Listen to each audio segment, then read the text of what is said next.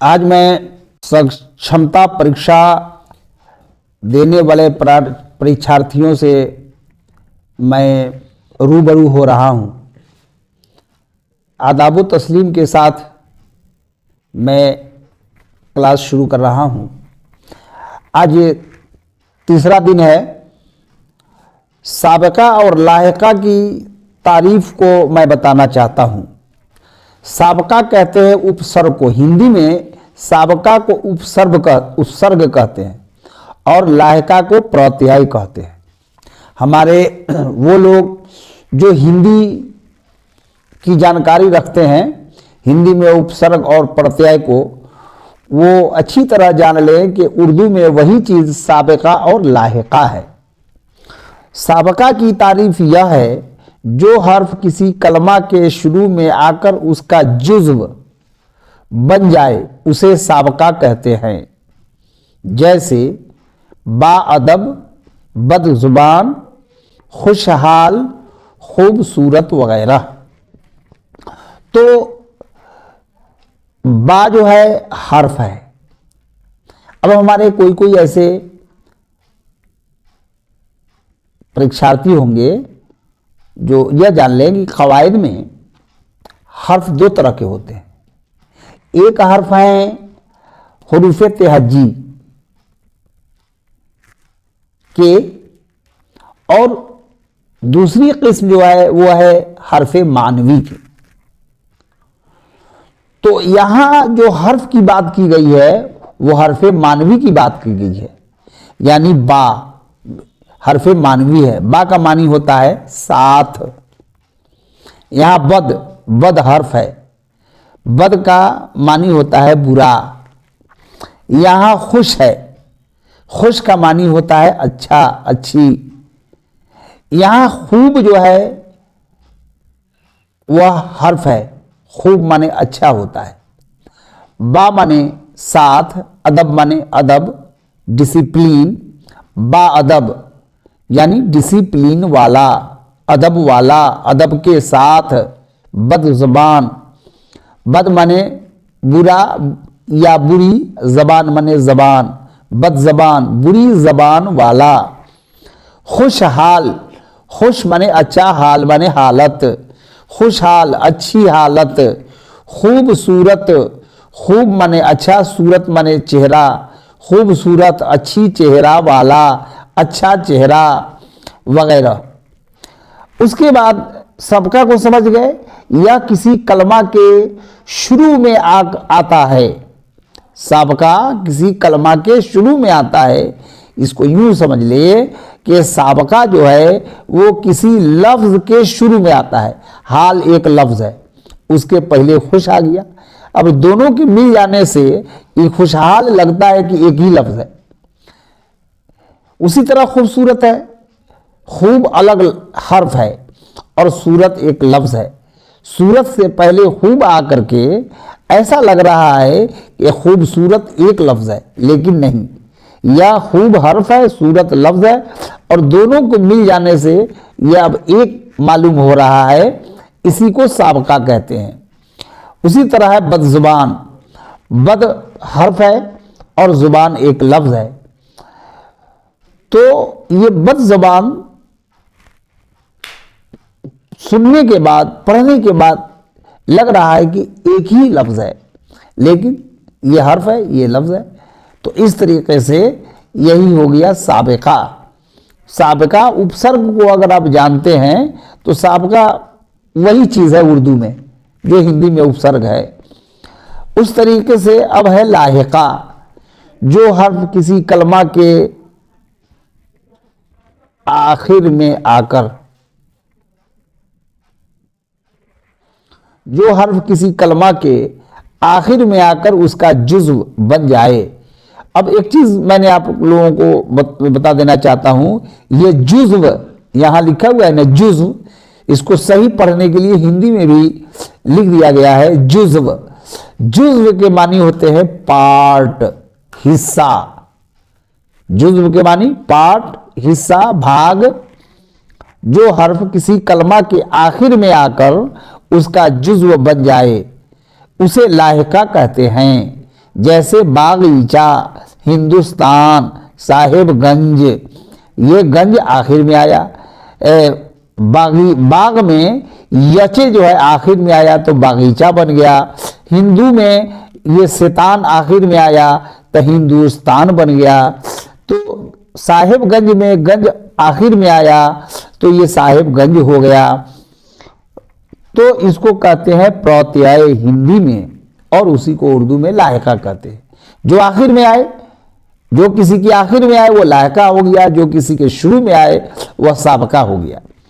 तो इसमें हम आप लोगों के आसानी के लिए साबका, ये सब है साबका, देख रहे हैं ये हर्फ है, बे, बद, अ, अन, ना, खुश, श, न, नीर, हर, दर, बा, ला, ये सब है हर्फ। ये साबका बन के आएगा। आगे जो आप लफ्ज देखेंगे वो इसमें साबका मिला हुआ है। बे साबका से बनेगा बेअक्ल, बेअमल, बेवकूफ, बेजबान। बद साबका से बनेगा बद जबान, बद मिजाज, बद चलन, बदबू। और साबका से बनेगा अटल, अमिट, ये हिंदी के लफ्ज हैं। ये अ जो है ये हिंदी में इस्तेमाल होता है, जो उर्दू में भी प्रचलित है, उर्दू में भी मुस्तमल है, इसलिए उर्दू में भी इसको शामिल किया गया है ना। ये ऐसे अल्फाज आते हैं अटल, अमिट। उसके बाद है अन, अन से अनमोल, अनगिनत, अनजान। ना से नादान, ना समझ, ना फरमान। खुश, खुशबू, खुशहाल, खुश नसीब। शह से शह सवार, शह जोर, शाह नवाज। उसके बाद में नून, जो हिंदी में इसको प्रत्यय जो आता है वो नी से, मैं नी हिंदी में ये होगा, और उसको उर्दू में सिर्फ नून बताया। तो नून से निडर, निकम्मा, निगोड़ा। उसके बाद में नीर, हिंदी लफ्ज है ये भी, नीर। तो नीर से बना निर्मल, निराश। उसके बाद है हर से हर रोज, हर घड़ी, हर वक्त। उसके बाद है दर से दर हकीकत, दर असल। बाहुनर, बाकायदा, बातमीज। ला हासिल, लाचार, लावल्द।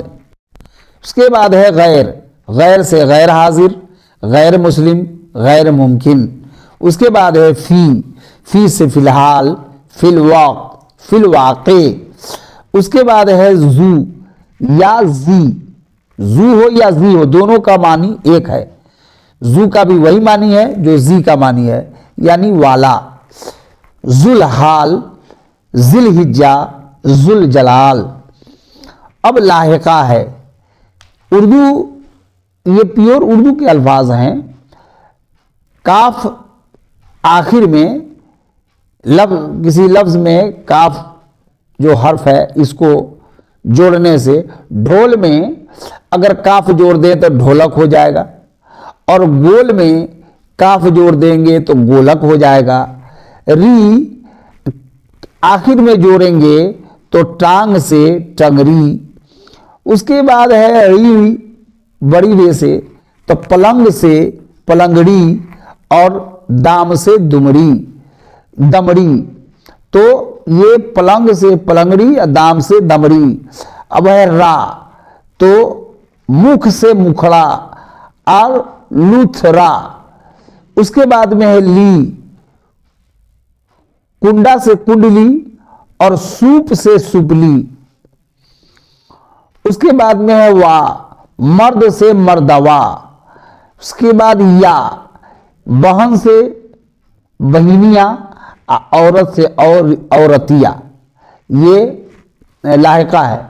और लाहिका कुछ सुन लीजिए, फारसी के लाहिका हैं।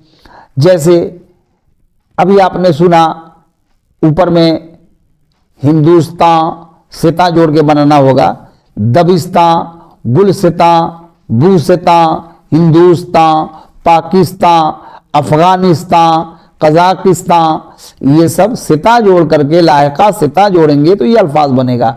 उसी तरह च जोड़ करके बनाएंगे, जैसे संदूक से संदूकचा, और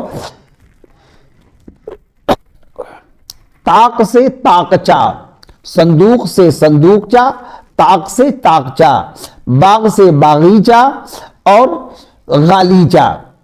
उसके बाद है, जैसे काफ से तो आपने पढ़े हैं, ये उर्दू के हैं, ढोलक, गोलक, और एक है मर्दक।